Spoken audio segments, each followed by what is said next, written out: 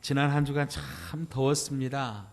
이런 무더위 가운데 쉽게 지치고 또 짜증도 많이 나게 되는데요.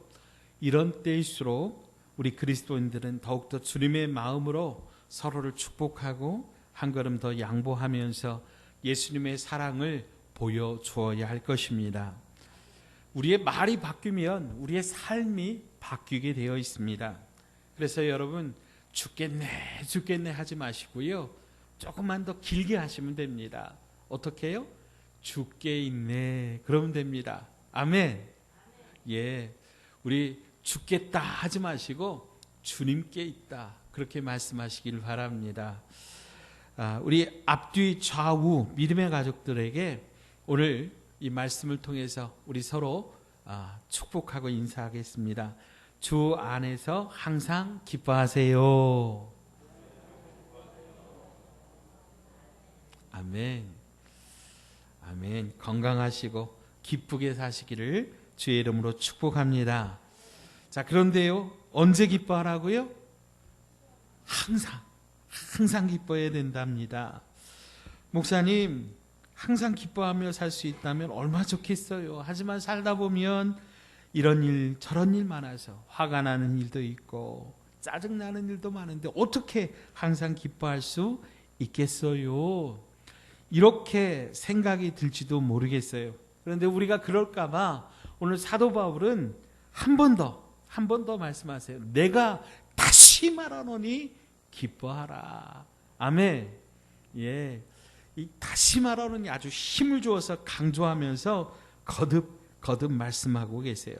물론 화가 나면 분노하고 힘들면 불평하고 어려우면 걱정하고 이렇게 우리가 상황에 따라 사는 것 어떻게 보면 어쩔 수 없는 것 같아요. 그런데 우리가 항상 기뻐할 수 있는 비결이 있어요. 그 비결이 4절에 답이 나옵니다. 자, 4절 말씀 같이 읽어요. 주 안에서 항상 기뻐하라. 내가 다시 말하노니 기뻐하라. 아멘. 자, 우리가 어떻게 항상 기뻐할 수 있다고요? 주 안에서. 아멘. 주님 안에 있으면 우리가 항상 기뻐할 수 있답니다. 여러분들 기쁨 가운데 살고 싶으시지요? 혹시 나는 항상 화내고 걱정하고 두려웠고 짜증 속에 살고 싶어 그런 분 계세요? 아무도 안 계실 겁니다. 우리가 항상 기뻐하며 살기를 바라는데요, 오늘 이 말씀 가운데 주님이 주시는 기쁨이 오늘 저와 여러분 가운데 충만하게 임하시기를 주의 이름으로 축원드립니다. 자, 우선 기쁨이 무엇인지를 우리가 잘 알아야 됩니다. 기쁨이 아닌 것, 사람들은 진정한 기쁨이 무엇인지를 잘 모르니까 엉뚱한 데 가서 그 기쁨을 찾아요. 그리고 그 진정한 기쁨이 아닌 것을 기쁨인 줄 알고 착각하고 따라다닌다 그러는 거죠. 대표적인 것이 재미입니다. 쾌락입니다. 우리 인간은 영, 혼, 육으로 되어 있어요. 그런데 진정한 기쁨은 영으로부터 오거든요. 영이 기뻐야 다 기쁘고 행복합니다. 영은 하나님과 교제하는 아주 중요한 부분입니다. 그래서 하나님께서 우리를 지으실 때 하나님의 형상대로 우리를 지으셨다고 말씀하시는데 바로 그 부분이 이 영적인 부분이에요. 동물들은 영이 없습니다. 오직 하나님의 형상대로 창조된 인간만 영이 있고 이 영으로 영이신 하나님과 교제할 수가 있는 것이죠. 그래서 이 영이 기쁠 때 우리가 기쁘게 됩니다. 그래서 우리 사도 요한께서는 사랑하는 자들아, 너희들의 영혼이 잘됨 같이 너희들의 범사가 잘되고 강건하기를 내가 축복한다 그렇게 말씀하셨거든요. 그러니까 우리의 영혼이 잘 되는 것이 우리의 범사가 잘 되고 기쁘게 되는 비결인 줄 여러분 믿으시기 바랍니다. 우리의 영이 기쁘려면 하나님과 영적인 교제가 잘 이루어져야 되는데 그게 안 되니까 사람들이 다른 데서 기쁨을 찾아요. 정서적인 기쁨, 육신적인 기쁨에서 만족을 찾거든요. 그런데 그것은 대부분 진정한 기쁨이 아니라 가짜 기쁨이라고 하는 것이지요. 예를 들어서 술집에 가서 술을 진탕 먹고 이성과 어울려서 아주 춤추면서 신나게 어울려서 놀고 왔다. 그러면 어떤 말초적인 쾌락의 즐거움은 누릴 수 있겠지만은 그것이 진정한 기쁨이라고는 할 수 없다라고 하는 거죠. 그러니까 세상 사람들이 그런 데서 만족을 못하니까 조금 더 깊이 조금 더 하다가 이제 심지어는 마약에까지 그렇게 손을 대고 그렇게 중독되게 된다고 하는 거예요. 우리 청소년들 컴퓨터 게임 참 좋아합니다. 시간 가는 줄 모르고 거기에 빠져 있어요. 근데 게임하고 나서 기쁘다 그래요?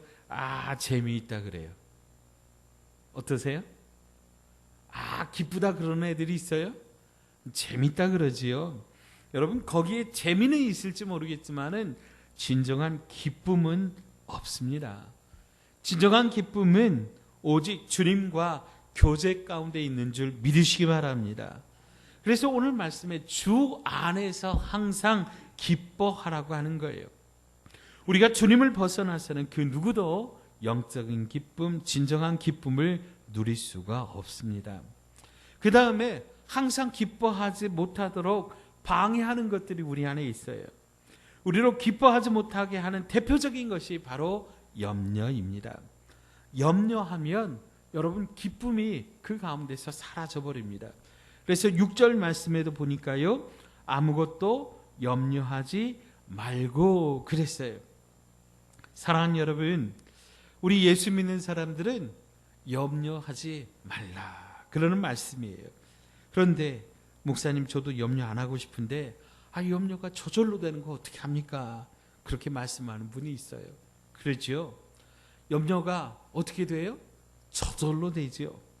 근데요, 우리 염려가 저절로 된다고 염려하고요, 욕이 저절로 나온다고 막 욕하고요, 화가 난다고 저절로 화가 난다고 막 화내고 그러면 여러분 우리는 사단이 조종하는 대로 움직이는 그런 사람이 되고 맙니다.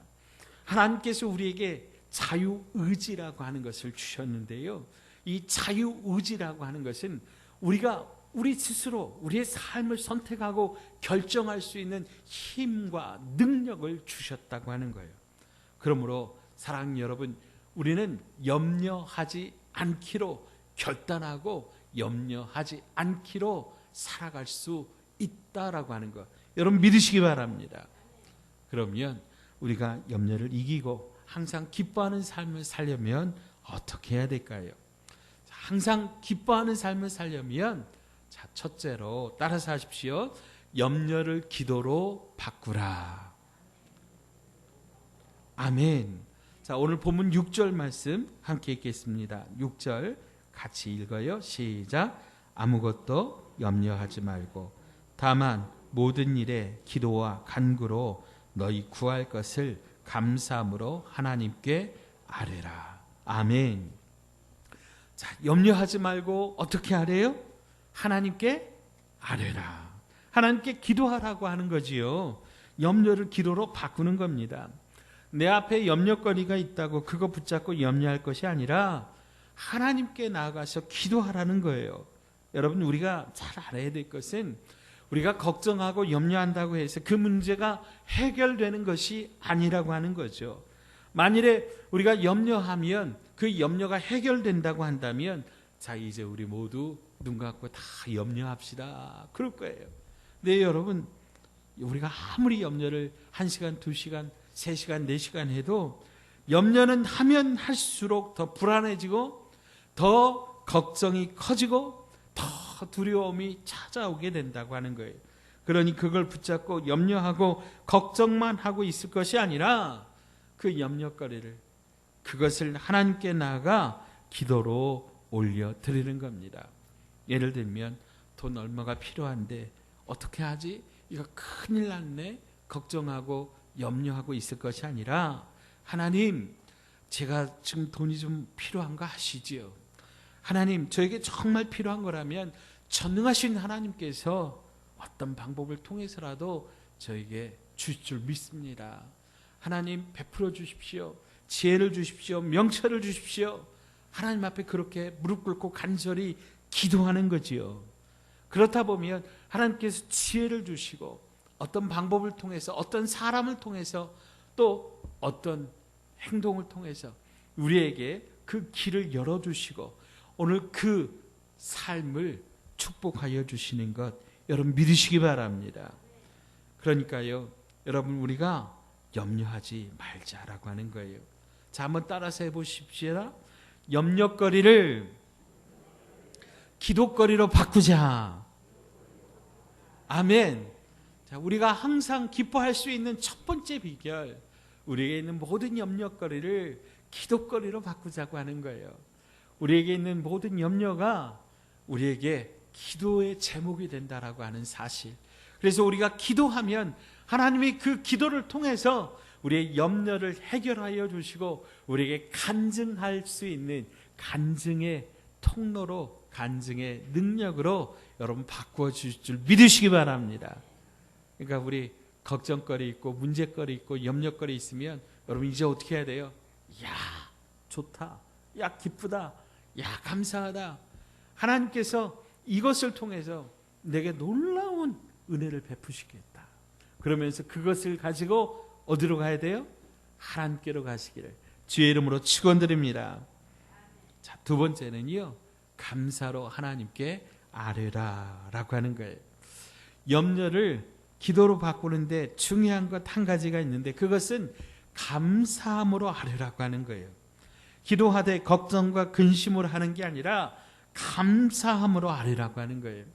우리에게 있는 것이 무엇인지 먼저 감사로 하나님께 고백하고 감사함으로 가지고 나아갈 때 하나님께서 그 감사를 통해서 우리에게 기적의 역사를 베풀어 주신다고 하는 거예요. 우리가 하나님을 진짜로 믿고 감사로 기도하다가 보면 걱정이 사라지고 감사가 찾아오게 되는 것 여러분 믿으시기 바랍니다. 제가 언젠가 말씀드린 것 같은데요, 어떤 여자 집사님이 결혼생활 10년 동안 참 고생을 많이 했어요. 남편이 술을 너무 좋아해가지고요, 하루도 맑은 정신으로 돌아오는 날이 없는 거예요. 어떤 날은 뭐 심지어 술이 잔뜩 취해가지고 막 아내를 손찌검하기도 하는, 참 보면 정말 정말 안 좋은 그런 남편이었어요. 이걸 참고 살려고 하니까 여자 집사님이 마음에 막 속병이 난 거예요. 근데 어느 날 남편이 또 술을 먹고 들어와서 막 여기저기 토하고 그러고는 그냥 아무 데다나 탁 들어놓아가지고 픽 쓰러져서 자는 거예요. 집사님이 남편이 토한 거 다 닦고 남편을 또 이제 수건으로 갖다가 그 얼굴을 닦아가지고 깨끗한 자리에 눕히고는요, 이제 그 남편을 보면서 그냥 탄식이 나오는 거죠. 내가 이렇게 살려고 결혼했냐, 내 팔자가 어찌 이 모양이냐, 나는 나름대로 그래도 우리 엄마한테는 진짜 사랑받는 딸이었고 우리 아빠에게는 정말 귀한 딸이었는데 내 신세가 왜 이 모양이냐 한탄하면서 주여 어찌 내 인생이 이 모양입니까? 한참을 눈물을 흘리면서 기도를 하는 거예요. 뭐 기도라기보다는 그냥 푸념이죠. 근데 성령께서 감동하시면서 지난주 목사님의 설교 말씀이 딱 떠오르는데 아무것도 염려하지 말고 감사함으로 아뢰라. 이 말씀이 이 여집사님 마음에 딱 떠오른 거예요. 그렇지, 감사하라고 그랬지. 근데 아무리 생각해도 그 순간에 생각나는 감사가 없는 거예요. 하나님 아버지, 감사할 일이 없습니다마는 좌우지간에 하여튼 감사합니다. 그렇게 일단 감사합니다 선포를 하고 이제 곰곰이 생각을 하는데 마음에 감동이 되면서 감사거리가 하나씩 생각이 나는 거예요. 그래도 과부보다 낫지 않냐, 내 신세가 과부보다 낫지 않냐, 저런 거라도 남편이 있는 게 없는 것보다 낫지 않냐, 지금은 비록 저 모양이지만 나중에 사람 될지 누가 알겠냐. 그래서 하나님 감사합니다.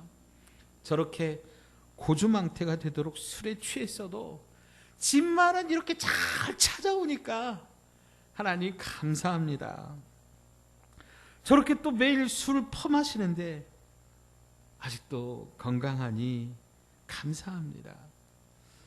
매일 저렇게 술값 나가는데 그래도 나한테 월급이라고 이렇게 갖다 주니 감사하고, 하나님 나 교회 나가는 거, 예수 믿는 거 방해 안 하니 그래도 감사하고, 하여튼 이렇게 일단 감사합니다 이렇게 선포를 했더니 한 가지 한 가지 꼬리에 꼬리를 물고 자꾸만 감사가 이어지더라라고 하는 거예요. 그렇게 세보니까 감사할 일이 꽤 많이 있더랍니다. 그렇게 감사 기도하는 동안에 얼굴이 환하게 피었어요. 남편이 뭔 인기척이 있고 목이 말라가지고 이제 눈을 떠보니까 아내가 희죽희죽 웃고 있잖아요. 아니 여보 미친 거 아니에요? 무엇이 그래서 그렇게 좋아서 웃어요? 그랬더니 아니요, 너무 행복하고 너무 감사해서 웃습니다. 이것 보세요. 이래서 감사하고 저래서 감사하고 하면서 기도하면서 깨달았던 그 감사했던 것을 쭉 남편에게 말하면서 여보 고마워요 그렇게 이야기를 했더니 남편이 뭐라 그래요? 양심이 있잖아요. 양심이 그동안 자기가 어떻게 살았는지 자기 양심이 증언을 하잖아요. 거참 별일 다 보겠네. 평소에는 그냥 이 화상아 내가 너를 믿고 어떻게 사냐 막 하면서 그렇게 바가지를 긁고 그러더니 이런 나 때문에 고맙다니, 이렇게 당신을 변하게 만들었다면 나도 그 교회 나가겠어. 나도 그 예수 한번 믿어보겠어. 여러분 그동안 남편 예수 믿게 해달라고 그렇게 많이 기도했는데 감사하며 기도하는 순간에 그 기도가 응답되었다라고 하는 거예요. 사랑하는 여러분, 문제가 있다고 염려, 걱정하기로 선택하지 말고 감사를 선택하시기를 바랍니다. 우리 앞에 염려거리도 많고 감사거리도 많습니다. 그런데 보통 우리는 염려거리가 눈에 크게 보여가지고 그것 때문에 염려하면서 감사를 잃어버리고 살지만, 여러분 기억하십시오. 염려한다고 해서 그 문제 없어지지 않습니다. 감사를 선택하시기 바랍니다. 감사로 하나님께 아뢰면 염려는 사라지고 주님이 주시는 기쁨이 저와 여러분 안에 충만하게 채워지는 줄 믿으시기 바랍니다. 세 번째는 관용하라라고 하는 거예요. 우리가 항상 기뻐할 수 있는 비결, 그 세 번째는 관용입니다. 자, 5절 말씀 함께 읽겠습니다. 5절 같이 읽어요. 너희 관용을 모든 사람에게 알게 하라. 주께서 가까우시느니라. 아멘. 예, 이 관용이라고 하는 말은요 한자어인데요, 넓을 관, 용서할 용입니다. 너그럽게 용서하고 받아들이라고 하는 것이지요. 언젠가 여론조사기관에서 한국을 비롯해서 아시아 지역에 있는 여러 나라 젊은이들을 상대로 가장 이상적인 배우자의 조건이 무엇인가를 설문조사를 했어요. 그랬더니 한국의 젊은이들의 경우 71%의 경우가 제1순위로 성품, 성격을 들었다 그래요. 그러면 어떤 성격을 가장 좋아하고 원하는지 다시 질문하자 너그러운 성격이라고 대답을 했다고 해요. 이 말을 뒤집어서 말하자면 우리가 그동안 별로 너그럽지 못했다고 하는 거지요. 너그럽지 못해서 행복하지 못하고, 그래서 나는 너그러운 배우자를 만나서 행복하게 살고 싶다라고 하는 말입니다. 우리가 서로 너그럽게 서로 받아주면 행복하게 되는 줄 알면서도요, 우리가 서로 그러지 못해서 서로 불행하게 살고 있다고 하는 안타까운 현실입니다. 사실 오늘 이 본문이 말하는 관용이라고 하는 말은 나에게 조금 섭섭하게 하거나 손해 입힌 사람을 용서하고 받아주는 것, 그 정도의 차원을 말하는 게 아닙니다. 사도 바울이 살던 그 시대에는요, 예수 믿는다고 하는 것은 곧 고난을 의미하는 때였습니다. 예수 믿는다는 이유로 핍박받고 삶의 터전을 빼앗긴 채 쫓겨다니기도 했고, 심지어는 로마의 그 큰 원형 경기장 있지 않습니까? 그 경기장에서 굶주린 사자에게 던져지기도 했습니다. 오직 하면 저들이 지하 무덤인 그 카타콤이라고 하는데 거기 숨어 들어가서 살게 되었을까요? 사도 바울은 자기를 그렇게 핍박하고 죽이고 모욕하는 사람들조차도 그들에게도 관용하라고, 그들에게도 넓은 마음을 보여주라고, 너희 관용을 모든 사람이 알게 하라고 그렇게 말씀하고 있어요. 그런데 이 놀라운 것은요, 우리가 이렇게 품어주고 용서해 줄 때 이것이 바로 그 사람의 힘이 되고 능력이 된다라고 하는 거예요. 여러분, 보석 중에 진주라고 하는 이 보석은요, 조개가 자기 몸에 들어온 이물질을 그걸로 인해서 상처가 나면 그 상처, 그 이물질을, 특별한 물질을 몸에서 이렇게 내품어서요, 그것을 감싸 안으면서 그것이 한 거풀, 두 거풀, 세 거풀 이렇게 쌓고 쌓으면서 나중에 영롱한 빛과 색을 띠는 아름다운 보석으로 그렇게 되어진다고 합니다. 여러분, 우리에게 주어진 상처, 그 아픔, 그것을요 잘 받아들이면서 그것을 우리가 진주처럼 잘 감싸 안으면은요, 그것이 우리의 삶에 있어서 아름다운 보석이 되고 아름다운 능력이 되는 것, 여러분 믿으시기 바랍니다. 예수님은 자기를 죽이는 사람까지도 십자가에서 품으셨습니다. 자기를 십자가에 못 박고 조롱하는 자들을 위하여 오히려 기도하셨습니다. 누가복음 23장 33절입니다. 이에 예수께서 이르시되 아버지, 저들을 사하여 주옵소서, 자기들이 하는 것을 알지 못함이니이다 하시더라. 그들이 그의 옷을 나눠 제비 뽑으시되. 아멘. 예수님은 자기의 옷을 벗기고 자기를 십자가에 못 박고 자기를 창으로 찌르는 그 사람들을 향하여 저들을 용서하여 달라고, 저들을 불쌍히 여겨 달라고 그렇게 하나님 앞에 간절히 기도하는 큰 관용을 보여주시면서 오늘 저와 여러분에게도 뭐라고 말씀하시냐면 너희도 서로 용서하라고 말씀하세요. 베드로가 예수님께 여쭸어요. 예수님, 한 7번쯤 용서하면 될까요? 그랬더니 예수님 뭐라고 하세요? 야, 아니야, 7번씩 70번까지라도 그렇게 용서해야 돼. 그럼 우리 77에 49, 490번 이렇게 세어가면서 용서하라는 얘기인가요? 아니에요. 끝도 없이 내가 할 수 있는 그 마지막 순간까지 최선을 다해서 용서하라고 하는 거예요. 사랑하는 여러분, 혹시 여러분의 마음을 아프게 한 사람이 있어요? 용서하고 위하여 기도해 주시기 바랍니다. 우리가 용서하고 품어줄 때 내 마음속의 기쁨도 회복되기 때문입니다. 우리의 마음 가운데 누구를 미워하고 누구를 원망하는 마음이 있으면요, 누구를 이렇게 저주하는, 누가 이렇게 나쁘게 우리를 손가락질하는 그 마음이 있으면요, 여러분 이렇게 삿대질을 한다고 우리가 생각해 보세요. 이 손이 상대방을 향해서 이렇게 하나밖에 안 나가잖아요. 나머지 손가락은 누구를 향해요? 나를 향해요. 나를 바라보게 하는 거예요. 우리의 마음 가운데 미움을 풀고 있으면은 그 미움이 상대방에게 향하기 전에 먼저 독이 되어서 나를 힘들게 하는 거예요. 나를 갉아먹는 거예요.